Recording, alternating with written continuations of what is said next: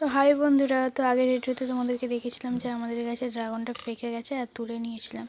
তো এই দেখো এই যে ড্রাগনটা এখন খাওয়া হবে। তো মা এখন এটাকে কাটবে, দেখো।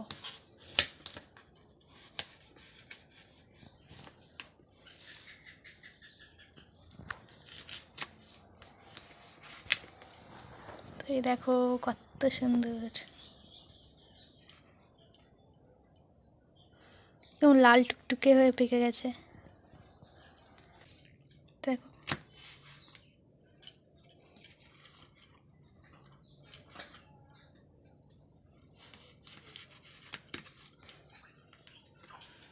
দেখো ছালটা কত সুন্দরভাবে উঠে যাচ্ছে।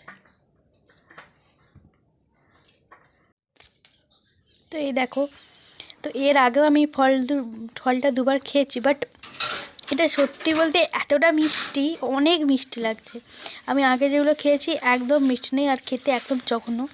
বাট এটা গাছের ফল বলে, বাড়িতে লাগানো বলে জানি না, বাট খুব মিষ্টি, খুব সুন্দর খেতে।